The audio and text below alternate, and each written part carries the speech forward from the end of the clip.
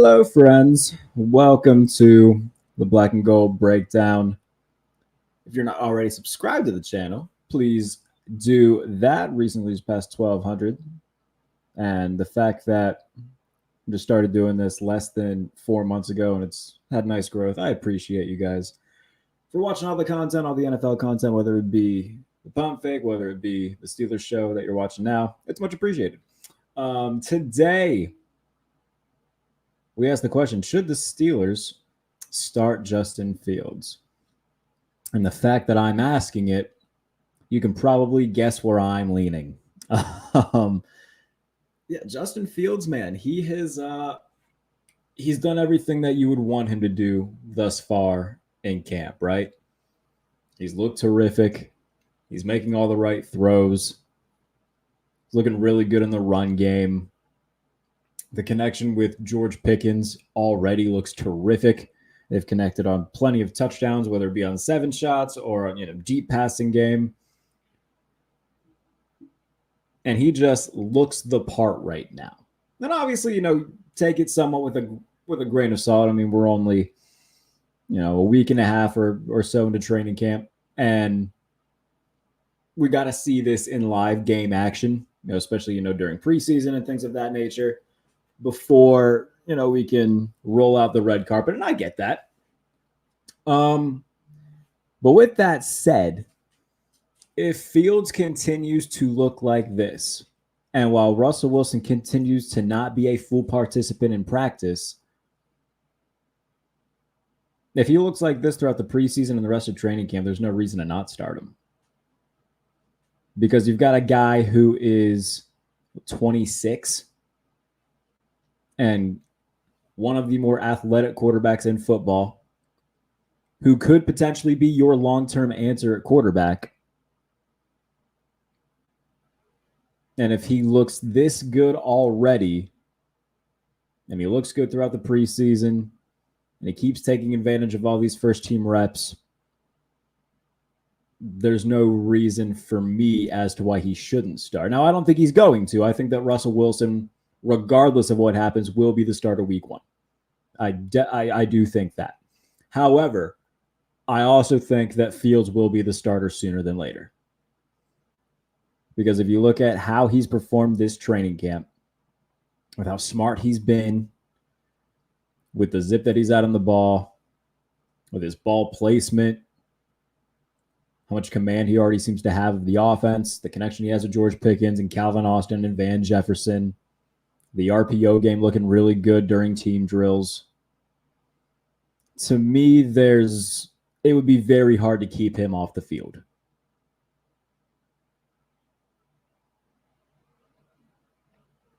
And so when it comes to that, and when Russell Wilson is back fully, I mean, he's been partaking in practice, just so far has yet to be a full participant, which is making some people, myself, wonder, okay, how serious is this calf injury if he's not, going through everything? He's doing some 7-on-7 stuff. I believe I'd have to go back and look, but I don't think he's done any sort of 7-shot stuff yet, or any sort of team drills, full on contact team drills with pads and anything like that. And so that is something that's been in my head for the past couple of days on, maybe that's something to monitor. And if it is, then look at how Justin Fields has played with the opportunity that he's been given. He's taking advantage of all these first-team reps. Arm looks good. The rapport that he has with Pickens and Jefferson and Austin, all of that already looks pretty good, especially the relationship with Pickens. I mean, he is consistently finding him over the middle of the field, on the sideline, deep balls, end zone, whatever it may be and whatever drill it may be, whatever session it may be, those two seem to already have a really good connection. And so when talking about, okay, well, Russell Wilson might be the safer guy to start right away. Just, the veteran presence, the guy who's been there, done that. You don't have to rush Justin Fields into that type of spot.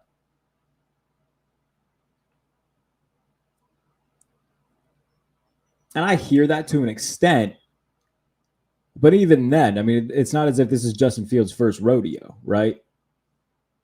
And a couple seasons ago, when he was fully healthy, he was recognized as one of the most dynamic players in football. Go back and watch his 2022, man. I mean, he was the embodiment and encapsulation of what you want in a dual threat quarterback. Go back and watch that Dolphins game. Consistently breaking off ginormous runs, making good throws with not a lot around him. And then last year, we started seeing that chemistry with DJ Moore build. He had 4 touchdown passes in consecutive games. And then unfortunately, injuries kind of derailed his season a little bit. And we saw a lot of Tyson Bagent.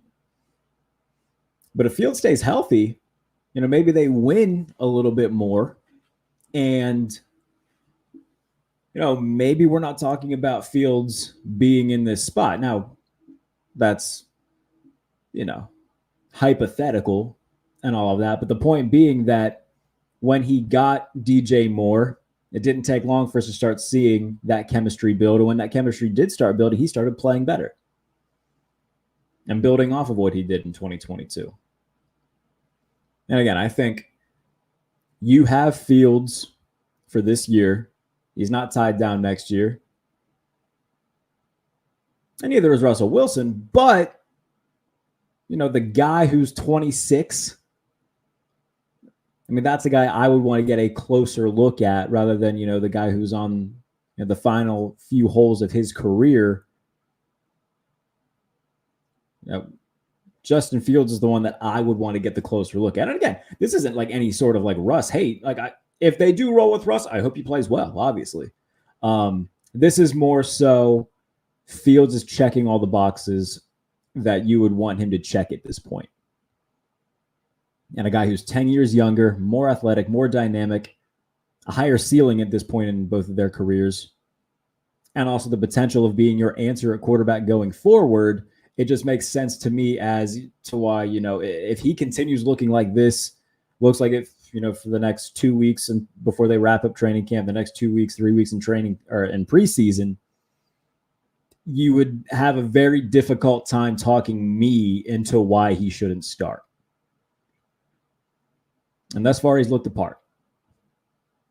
And so I don't know if there was any sort of, behind the scenes promises made to Russell Wilson. It's very possible that there were.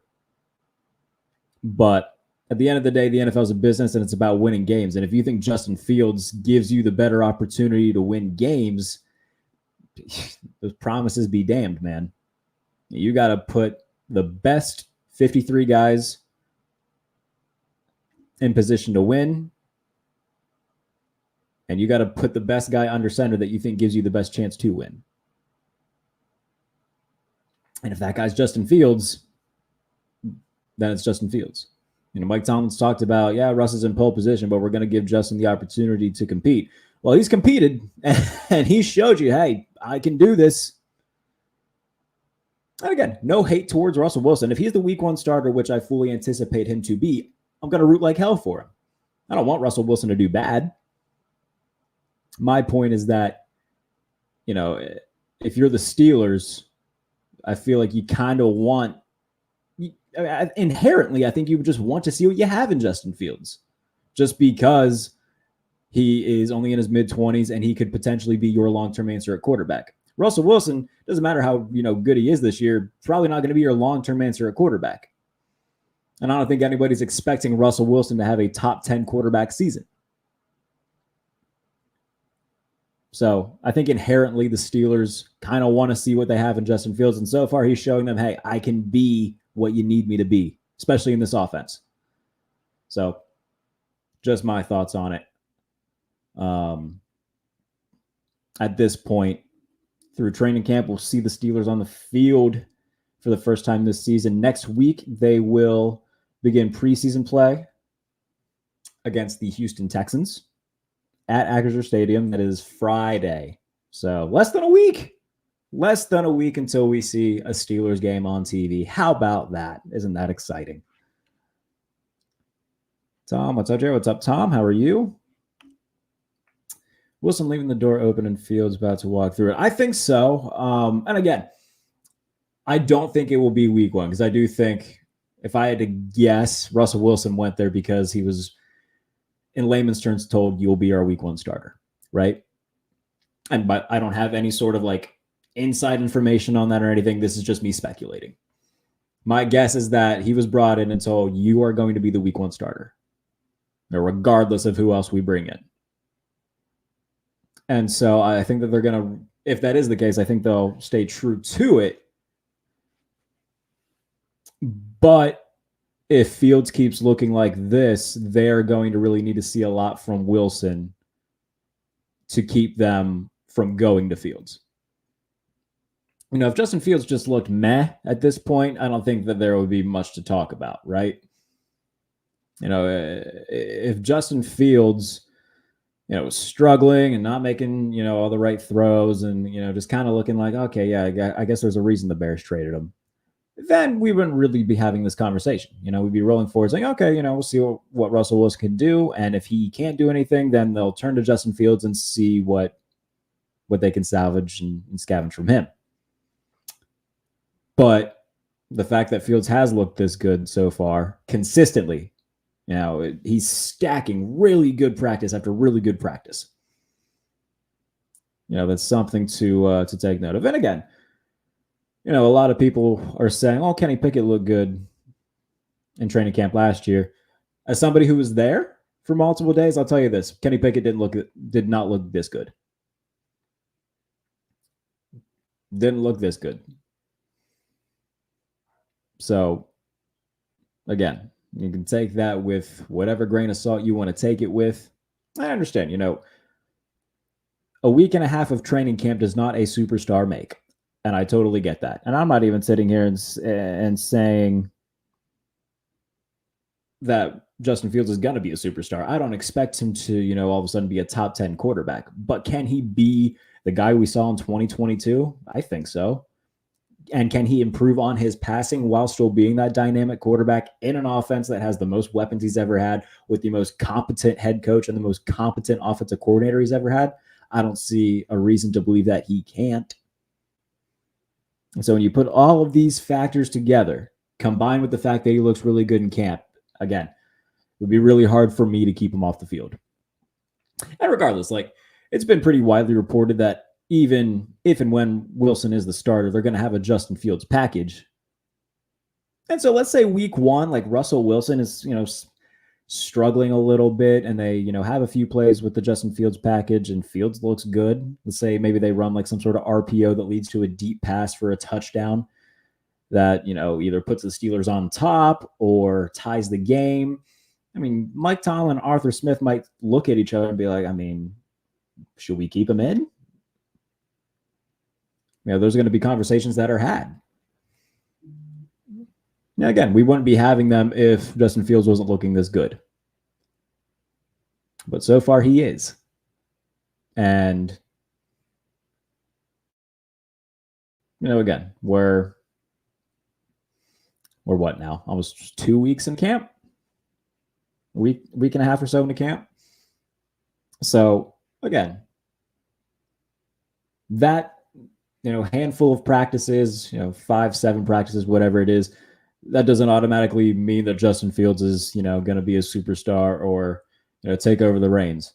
Now, I still fully expect Russell Wilson to be the week one starter, but that door is becoming increasingly more open for Justin Fields to walk through it. And it's simultaneously making the leash a little bit shorter for Russell Wilson when the regular season does come, assuming that he'll be the starter. Because again, if the Steelers struggle early on in the season, you know, they got Atlanta and Denver. Those are 2 games that you should be able to win. Like, I think Atlanta will probably win the NFC South, but it's going to be week one of the Kirk Cousins, experiment. New team, new offense, just a whole new dynamic, new head coach, new offensive coordinator. Like, that's a new team. And the Steelers have a lot of new pieces too, but there's also a lot of continuity there from, head coach, defense, offensive skill position players. There's not as much turnover for the Steelers as there is with Atlanta.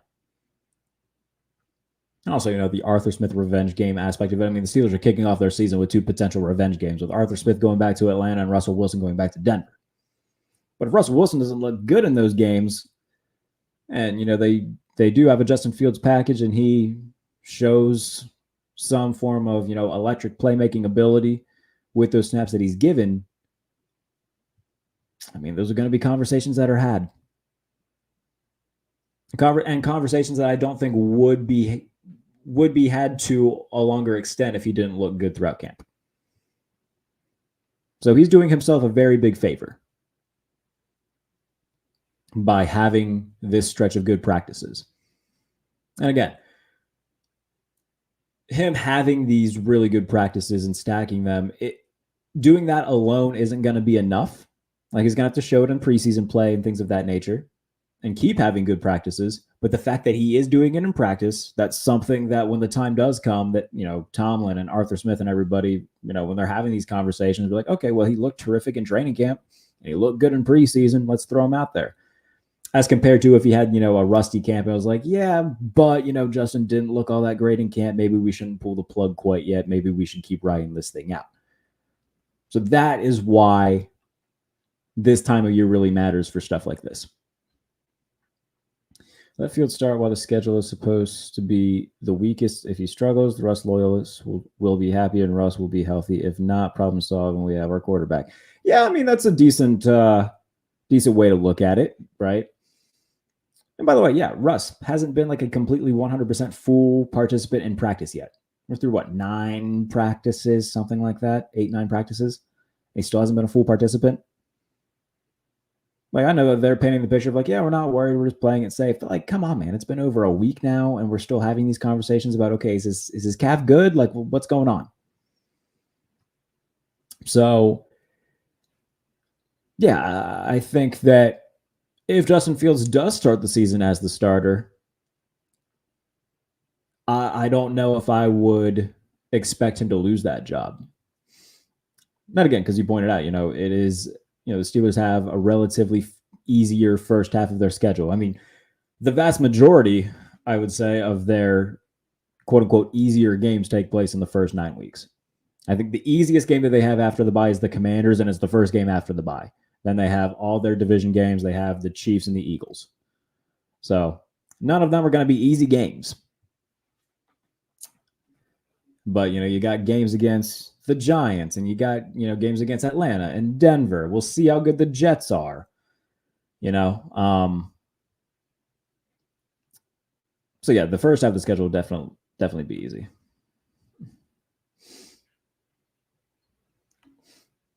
Why would you buy a Bentley just to drive a Nissan?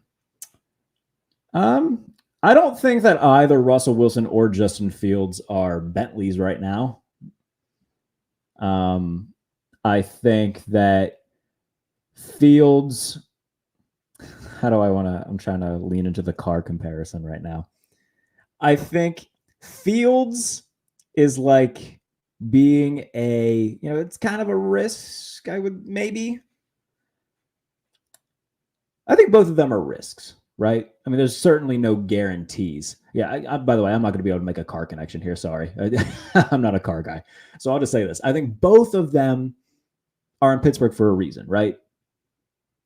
If the Bears hadn't acquired the number 1 overall pick from the Panthers, they probably still have Justin Fields, though, because they wouldn't have been in a position to take Caleb Williams. Denver, that relationship with Sean Payton and Russell Wilson just was never going to work. Russ had a really, respectable year last year, but Denver didn't see him getting any better than that. So they just ate all the dead cap money and decided to move on. So both of them, yeah, there's inherent risk there. because both of their teams moved on from them. And, one way or the other for both of them, there's a reason for that. But I think for Fields, there is a higher ceiling. There's a greater reward. And you can make the argument that for Russ, there is a higher floor. But if you're the Steelers, I think that you want to aim for the higher ceiling. They've played it safe for too long, right? They've gone the route of the middling veteran signing with Mitch Trubisky and trying, the rookie quarterback route, both of which stunk. No disrespect to Mitch Trubisky, all disrespect to Kenny Pickett, because both of them weren't good. Tip of the cap to Mason Rudolph for helping us get to this point, though. So, yeah, there's inherent risk with both. But I think that Justin Fields gives you the better opportunity to trade in for a nicer vehicle. Maybe that's a good comp, This is a great problem to have before this weekend. Lolly Williamson said Russ looked better in his limited time. Curious what the word will be after Friday's game. I doubt Russell plays. We'll see. I think Russ, if he can play, he should. But let's say he doesn't, and they give Justin Fields, the entire first half, and he looks awesome. Then what? I understand that we got to take that with a grain of salt as well, because Kenny Pickett looked good in the preseason last year. But, if Fields goes out and, like I said, plays the entire first half, balls out, has a couple nice runs, a few really good throws. If the Texans play any of their ones, that would be really helpful. But again, if he keeps stacking really good practices and he continues to do that in the preseason, it would be hard for me to not play him. Russell has shown you exactly who he is. With Justin, you have the opportunity to be more competitive, especially in the run game. Yeah, the RPO and read option aspect of it in Arthur Smith's offense, that definitely excites me. And it's certainly a big reason as to why I would, another reason why I want to see him out there, because he gives you that dynamic ability to run the ball. Are you answering any receiver questions? If anybody has them, yeah, go ahead.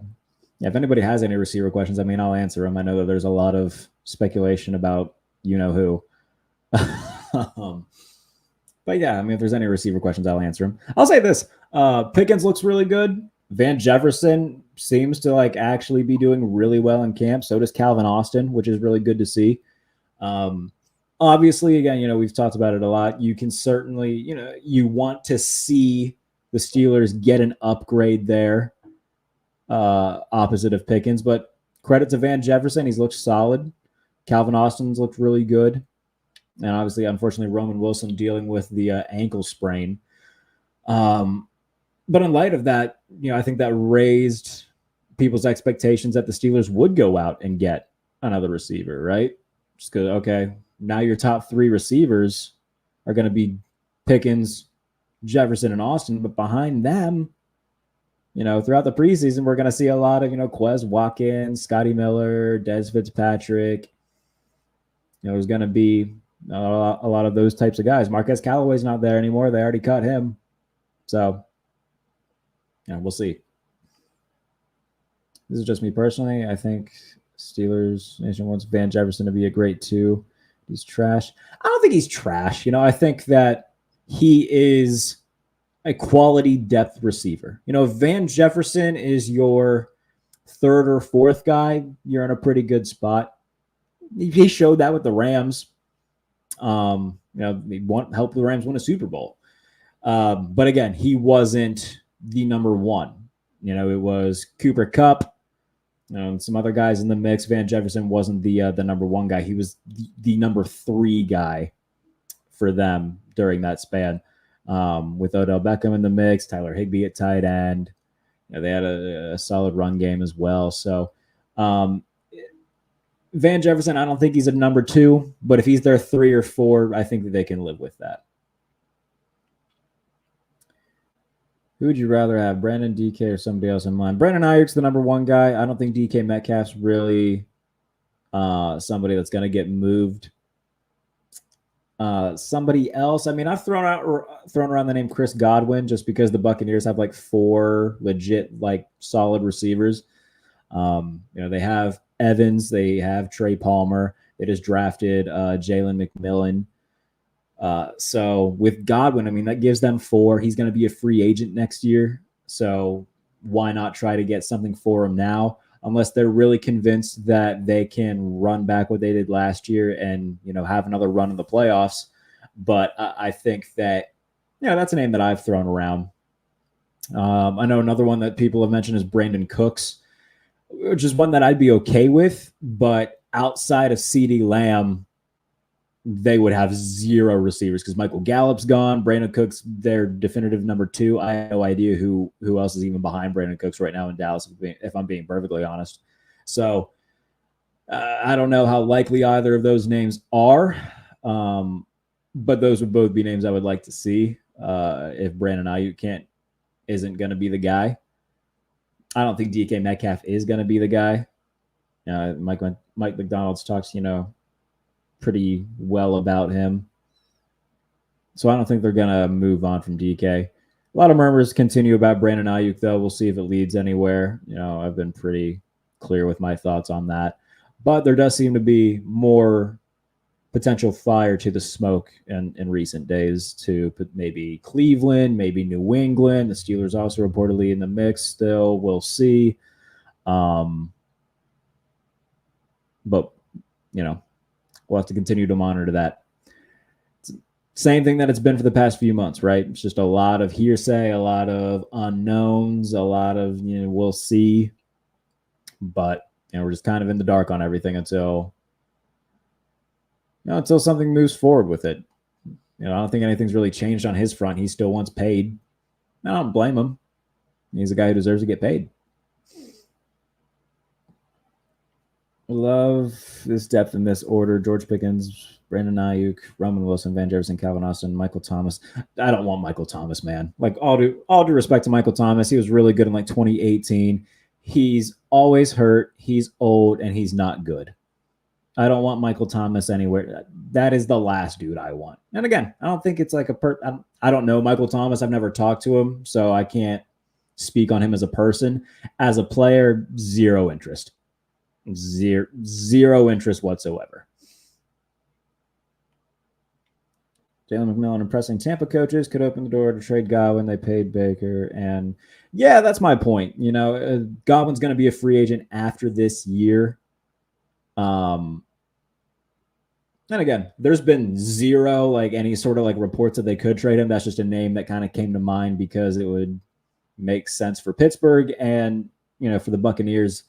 They could get something for Chris Godwin rather than watch him leave for nothing. My take, you start Wilson, his job to lose. He gives you the best chance to win. There's a reason why Fields was traded for a 6th-round pick. Justin is the potential future, but Wilson is the present. I'd give Wilson 7 games. If record isn't better, equal to 4-3, you move on to Fields. I'll say this. There's a reason that the Broncos are paying Russell Wilson $80 million to not be there. Right? And Justin Fields was traded for a 6th-round pick and a conditional 4th-round pick because Ryan Poles, the Bears general manager, told him that they would do right by him. And if he had a team in mind that he would like to go to, that they would make that happen. And he stuck by his word. He probably could have gotten more than a 6th-round pick that could become a 4 for Justin Fields. But credit to him. He stuck to his word, sent him to Pittsburgh, and that was that. Again, both of those guys aren't with their former teams for specific reasons. I think that Fields right now is probably the better quarterback just because of the athletic ability and the fit for the offense. I think more suits him. But again, I certainly wouldn't root against Russ. Whoever the week 1 starter is, I think it's going to be Russ. I will root like hell for them. But I do think that regardless of who the starter is week 1, Fields will be the starter at some point. I would rather scary Terry McLaurin from Washington if they're open to trading him. I don't see a reason why they would trade him because they just drafted Jaden Daniels. And the last thing that you should do if you just drafted a rookie quarterback is trade away your number one receiver. I love Terry McLaurin. I think he is maybe the most underrated receiver in football. He's gone through so many quarterbacks since he's been in Washington and has consistently been a guy who's gotten 1,000 yards receiving with guys like Taylor Heineke, Kyle Allen. Who the hell else has gone through there? Sam Howell was fun for a little bit. I actually like Sam Howell. I think he could be a quality backup. He's had a lot of different dudes there. And every year it feels like the Commanders have a different quarterback, and Terry McLaurin consistently produces. So I would be very happy if that happened, but I don't see the Commanders moving on from their number one receiver when they just drafted a quarterback. That wouldn't make too much sense to me to do. I'd be, like I said, would be very happy. I think the Commanders would be very dumb to do that, but it would make me very happy. Hold on, that's what happens when I try to fix things on air. Hold on, I see other questions running in. I need to put this Bills helmet back up. This is what happens when you're so like anal about things and you want everything to be straight. You knock stuff down. Okay. Freeze. Maybe. All right. It's probably as good as it's going to look. Yeah, there we go. All right. What's going on, X? Good to see you. With cuts coming after preseason, any receivers you think might get cut that the Steelers may have interest in? Oh, that's a good question. I don't think there's any that really stick out in my head that could be potential cuts. I would have to like really go through the rosters and look. Let me look at the helmets on the wall and see if there's any. Hold on. Could the Bills have any? I don't think the Bills really have like any big names that would make sense. Unless they moved on from like Mac Hollins or Marquez Valdez-Scantling, maybe. But I think both of them will make the Bills roster. Cincinnati, I don't think so. Jacksonville, I would assume Parker Washington makes their roster. If he doesn't, Parker Washington would be a name that I would be okay with them going out and getting. Only problem there is that Parker Washington is purely a slot guy. So they already have a lot of those. So that would be kind of the one. And then, of course, the Titans. I mean, Treylon Burks is the one name that people will keep pointing to. I think that would be more of a trade candidate because I think that they can get something for him rather than just outright cut him. But, I mean, if we get to the end of preseason and the Titans just cut him, yeah, the Steelers should absolutely sign him. Who else? Denver. No. I don't think Cortland Sutton stayed in Denver. They don't really have anybody else that would intrigue me. The Giants, I don't think so. They have guys now where, they drafted Malik Neighbors. Darius Slayton is still there. Wan'Dale Robinson coming back. If one of them is maybe up for grabs or, is a surprise cut, maybe. Miami have anybody? I don't think the Dolphins really have anybody that would pique my interest. I don't think there's going to be any number threes, like legit number threes or like number twos getting cut. But, there could be potentially some names that become available via trade. Tragic means we're going to knock off the Bills in the. No, it does not. Just need a guy who is great in possession catches, gives effort in the run game, and has a win mentality in one-on-one matchups. Oh, well, that's Brandon Ayuk to a T. I would love for that to happen. But I've said that for the last 4 months. I've also said that I just don't think it's going to happen. So do you think Fields starts this year at all? And if so, when? I do think he starts this year at some point. My guess would be, I think the best guess would be after the bye week, right? Like immediately after the bye week, they play the Commanders. That's a very winnable game. It's in Washington, but a winnable game against a team that's very young, figuring out a lot of different things.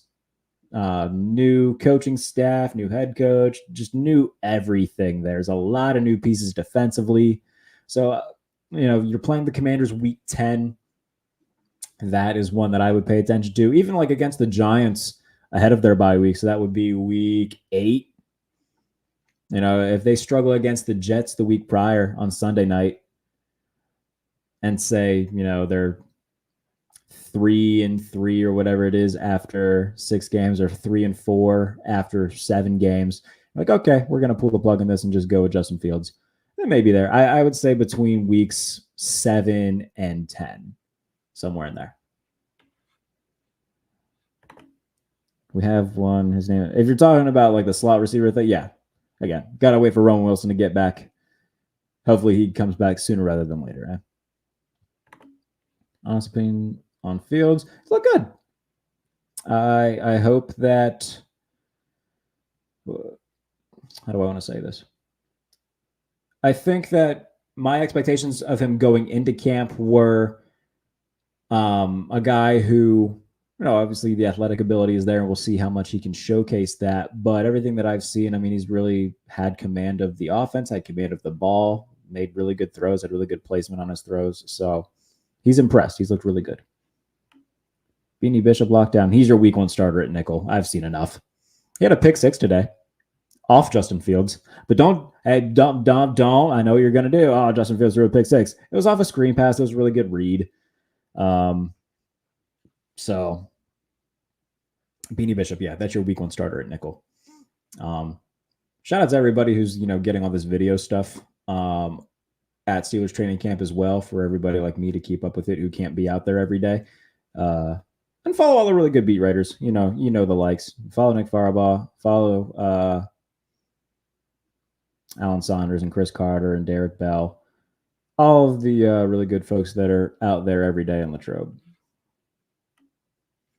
Roman can be really good. I think his floor is Jahan Dotson, but his ceiling is Amon-Ra. Don't sleep on Roman. I don't think he's going to be that good.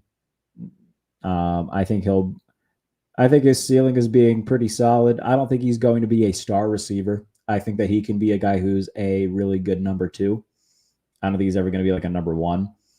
Just personally speaking. Again, nothing against Roman. But I think he can be a really solid guy. I'm going to be intrigued to see how much they use him on the outside.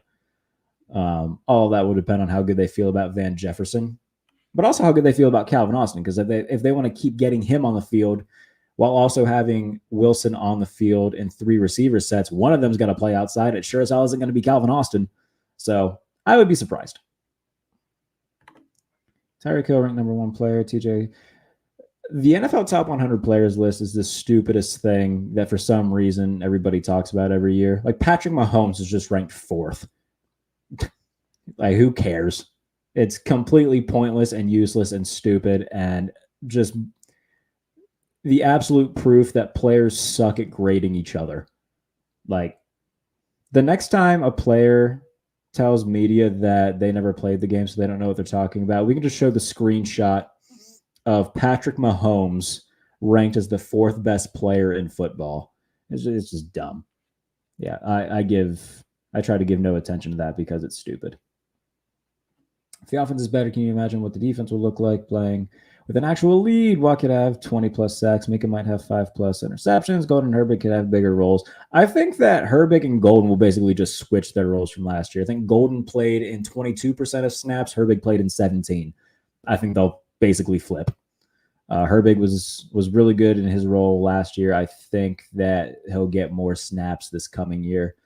I said it in a stream a few weeks ago because somebody had proposed that the Steelers, if they really wanted to get Ayuk, they could include Highsmith in a package. They'd have to eat a lot of money to do that, so financially it wouldn't make sense. But in terms of like depth, like if the money made sense, I'd be okay with it because you have Nick Herbig, who can be a very good edge 2 on a team. So nothing against Alex Highsmith. He's good. But if there's a situation where, again, the financial stuff didn't necessarily matter, and it's still something that they could work around because they're going to have a ton of money available next season. They would have to move some stuff around to do it this year. But, if somebody said, hey, would you trade Alex Highsmith for Brandon Ayuk? In a heartbeat, I would. Are you a fan of John Mechie? Feel he hasn't gotten a fair shake with the Texans. Understood he dealt with cancer diagnosis, so that stalled some things. Mechie is similar to Treylon Burks, a guy who's not going to get a ton of snaps with the team that he's currently on because he's behind better receivers. And obviously the Texans are different from the Titans because the Texans guys, that's a legit, Collins, Dell, and Diggs. That's a really good trio. The Titans are weird because DeAndre Hopkins is old and he's also hurt now. Who else do they have? Calvin Ridley was pretty disappointing for the Jaguars last year. And then they brought in Tyler Boyd, who's also old. So, Treylon Burks might have a case where he could get more snaps throughout the course of the year. But John Mechie, he's... Plus, the Texans also re-signed Noah Brown. So he's the fifth receiver on the depth chart right now. I think that John Mechie would be a guy who I think could respectfully go to the Texans and be like, look, you trade me to a team where I'm going to have a chance to play more. I wouldn't hate it. Again, it's a guy who, high ceiling type of acquisition is what it would be. But haven't seen a lot to really know what it would turn out to be. Fields will start once we have the first seed secured so the starters can rest. Okay. If the Steelers have the number 1 seed in the AFC, I'll do just about anything. That is something that will not happen. I'm a fan. By the way, I'm sure X was just kidding, but there are some people who I promise you think the Steelers are going to win 14 games this year, as every fan base has, by the way. Every fan base has a really good selection of just delusional people who think they're going to win 14 games every year. If the Steelers are the number 1 seed in the AFC, I don't know what I'll do, but I know it's not going to happen. Realistic guesses for the season, going 11-6. Yeah, I think 10-7, 11-6 is kind of where I'm falling. Because I've said it on just about every TV spot, radio spot, podcast spot that I've done over the past 5 months. I have a hard time seeing them being worse than they were a year ago, right? They're playing a third place schedule again. They won 10 games with the worst quarterback situation, maybe at worst a bottom 3 quarterback situation in football, and a ton of injuries on defense. Having a healthier defense full of stars and a quarterback room that's much better, an offensive line that's much better, an offensive coordinator that's much better. Barring anything catastrophic, I can't see them finishing with less wins than they did last year. So I think 10-7, 11-6 is where I'm falling. I struggle to give teams that I just don't know what their quarterback situation is going to look like more than that. So I'm very hesitant on going towards 12 wins, but I think 10-7, 11-6 is realistic. Patrick Queen and Roberts duo. Yeah, no, it's going to be fun. They've already been very chippy during practices, and those two got into it with Najee and Jaylen Warren last night during Backs on Backers. That was a sight. People keep forgetting, but when he gets healthy, how does Cordero Patterson fit on offense, if he even does? I don't think he's going to be a big offensive role guy. I think he'll be the third running back and their kick returner. I think that's going to be his role. I don't foresee him having a bunch of offensive touches.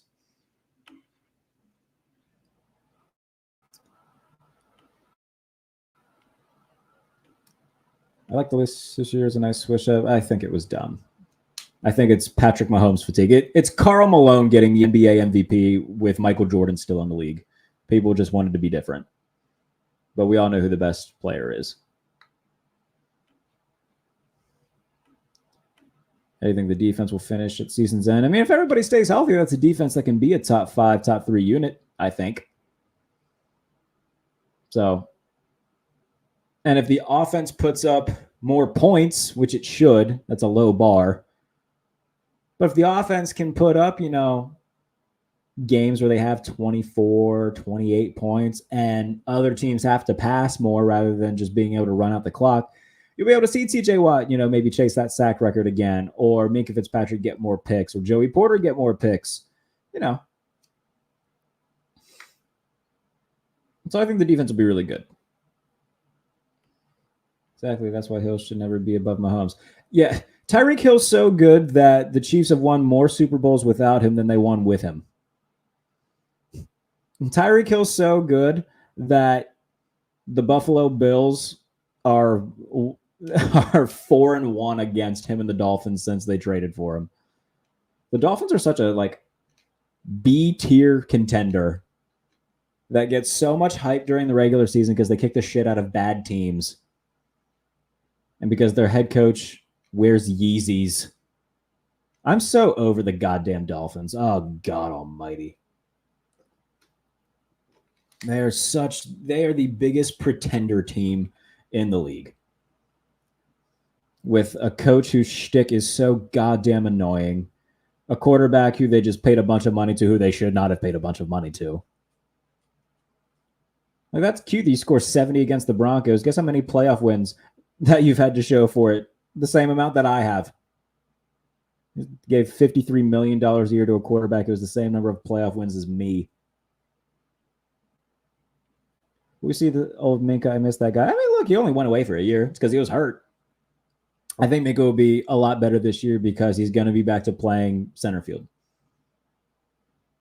I talked about this a lot, too. A lot of these moves were, yes, you get a very good player in Patrick Queen. You get a good player in Deshaun Elliott. But a lot of these moves were made to also suit other defensive needs. Where, okay, now Minkah Fitzpatrick doesn't have to wear 800 hats in the defense. If the Steelers want to have a safety creep up in the box and help and run support, that's why they have Deshaun Elliott now. They needed help in pass coverage in the intermediate part of the field. Well, that's why you get Patrick Queen, and that's why you draft Peyton Wilson for stuff like that. So I think a lot of these moves that they've made take a lot of the pressure and a lot of the weight off of Minkah Fitzpatrick's shoulders, where now he can just kind of sit, watch the quarterback's eyes, play center field, and get takeaways. Running back and middle linebacker will be our best position groups this year, in my opinion, after outside linebacker. Yeah, I think off-ball linebackers are going to be great. Running back-wise, I'm excited about Jaylen Warren. I hope to keep seeing him continue to get more and more touches. I would love for it to basically just be a 50-50 split, or at least as close to that as possible.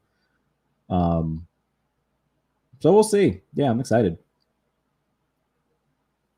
I'm very excited. Again, the first game that the Steelers play next Friday, less than a week away against the Houston Texans. And we're going to have a lot of stuff get answered. At least, preliminary. Being the first preseason game, we'll actually get to see them play against a team that isn't their own. And it's always good to see that. Get close to wrapping things up. If you're not already subscribed to the channel, please do so. If you want more NFL content, you can go watch the latest episode of The Pump Fake, a national NFL podcast. Me and JP Acosta each ranked our 5 most interesting teams of 2024. So the teams that were not necessarily the best, but the teams that we are most interested in going into 2024. So you can watch that on the channel or listen to The Pump Fake wherever you get your podcasts. Written work, I just did a long piece on the Dallas Cowboys on the Sporting News. So go and read that, as well as I did a piece on the Bills a few weeks ago that I'm really proud of. Piece on the Chiefs. There'll be a lot more of that coming during the season. Written Steelers stuff. I'm the deputy editor of Behind the Steel Curtain, which is SB Nation's dedicated Steelers site. So you can get written Steelers coverage from me as well over at BehindTheSteelCurtain.com. Follow me on Twitter at JBaileyNFL. And there might be something else coming. I'm debating doing it or not. I'll gauge the room, though. I was thinking about doing a Patreon. So that's kind of where I'm at with it. I'm just kind of thinking about it and what it would look like. Basically, what you would get extra videos per week that are exclusive to only patrons, weekly mailbags. So ask me any sort of questions, whether it be Steelers related, NFL related, and then that will be a video in and of itself. And things like that, different perks that, normal YouTube watchers and podcast listeners wouldn't get. So if that's something that would have an audience, then I would certainly do it. Just something I've been thinking about. And again, if there's people that would do it and would want to be patrons, that would be lovely. So just something that I've been pondering. About 50 minutes in, it's probably a good place to cut this one off today. Appreciate everybody for listening and watching. Again, if you haven't subscribed to the channel already, please do so. More Steelers coverage throughout training camp, throughout the preseason. Next week, since we have a game to talk about, that'll be a lot of fun. Now, as training camp keeps going on, we'll do a video, every other day, every third day, somewhere along that schedule. I'm trying to get like a good schedule to do this as we get closer to the season. During draft time and like throughout May, we were doing these, Monday through Friday. I just don't think I have the time to do an everyday show for this. But again, I want to do at least 2 or 3 of these a week. So we'll figure out a schedule and get that, try to stay on that consistently rather than just me kind of showing up in your YouTube randomly. So I'm trying to get a nice, little schedule for that going. But again, if you're not already subscribed, please do so. Appreciate y'all for tuning in as always. Have a good night. If you're watching SummerSlam, that'll be a lot of fun. I'm going to watch SummerSlam. More championships will be won in Cleveland tonight than the Browns have won Super Bowls in their entire history. So remember that while you're watching. Appreciate everybody for tuning in. See you soon to talk more Steelers, to talk more NFL. Have a good night.